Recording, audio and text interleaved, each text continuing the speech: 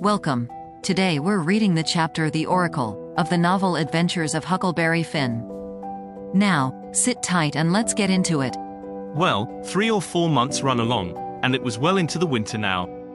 I had been to school most all the time and could spell and read and write just a little, and could say the multiplication table up to 6 times 7 is 35, and I don't reckon I could ever get any further than that if I was to live forever.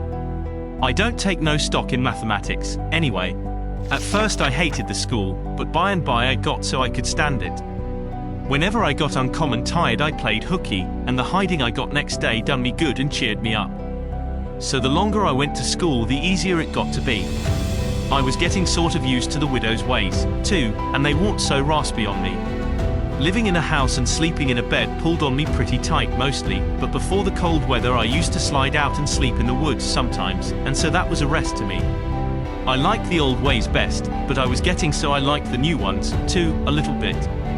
The widow said I was coming along slow but sure, and doing very satisfactory. She said she weren't ashamed of me. One morning I happened to turn over the salt cellar at breakfast.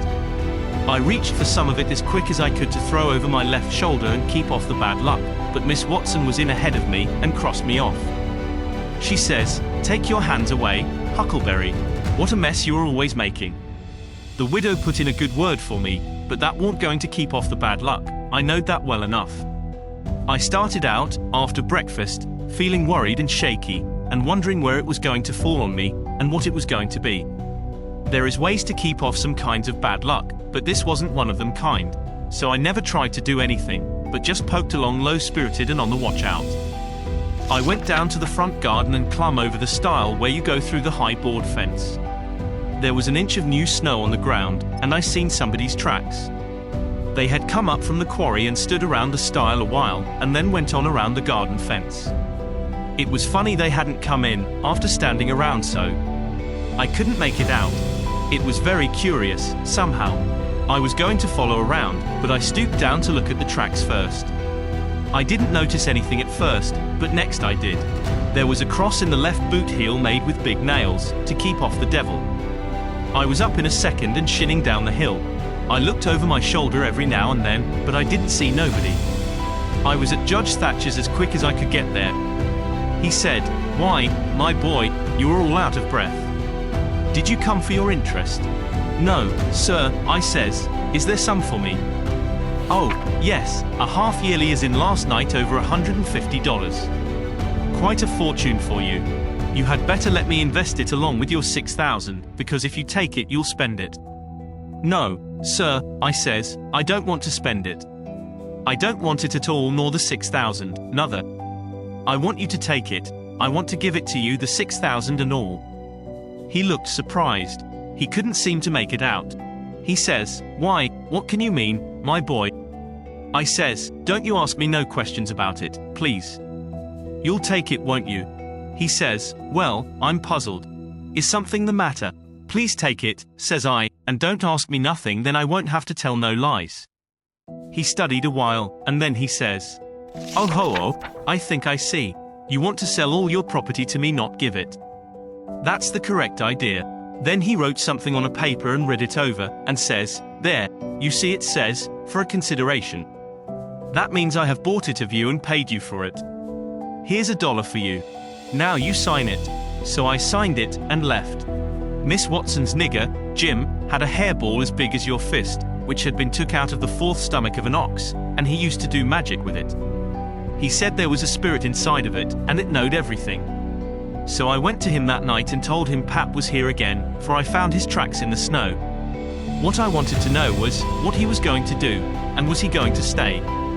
Jim got out his hairball and said something over it, and then he held it up and dropped it on the floor. It fell pretty solid, and only rolled about an inch. Jim tried it again, and then another time, and it acted just the same. Jim got down on his knees, and put his ear against it and listened. But it wasn't no use. He said it wouldn't talk. He said sometimes it wouldn't talk without money. I told him I had an old slick counterfeit quarter that wasn't no good because the brass showed through the silver a little, and it wouldn't pass nohow, even if the brass didn't show, because it was so slick it felt greasy, and so that would tell on it every time. I reckoned I wouldn't say nothing about the $1 I got from the judge. I said it was pretty bad money, but maybe the hairball would take it, because maybe it wouldn't know the difference. Jim smelt it and bit it and rubbed it, and said he would manage so the hairball would think it was good.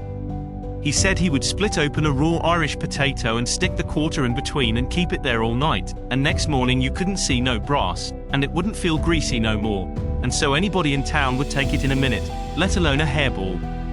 Well, I knowed a potato would do that before, but I had forgot it.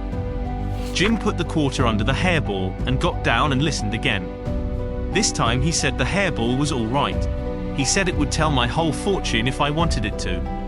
I says, go on. So the hairball talked to Jim, and Jim told it to me. He says, yo, ol' father don't know why I tee what he's a-gwin to do. Sometimes he spec he'll go way, and then again he spec he'll stay. The best way is to res easy and let the old man take his own way. Days two angels hovering round about him. One UVM is white and shiny, and t'other one is black. The white one gits him to go right a little while, then the black one sail in and bust it all up. A body can't tell why which one gwin to fetch him at the last. But you is all right. You gwin to have considerable trouble in yo life, and considerable joy. Sometimes you gwin to get hurt, and sometimes you gwin to get sick, but every time you's gwin to get well again. Days two gals flying bout you in yo life. One UVM's light and t'other one is dark. One is rich and t'other is po. You's gwin to marry de po, one fust and de rich one by and by. You wants to keep way from de water as much as you can, and don't run no risk, case it's down in de bills that you's gwin to get hung. When I lit my candle and went up to my room that night, there sat Pap his own self. Did you enjoy today's chapter of Adventures of Huckleberry Finn? Why not subscribe and ring the bell?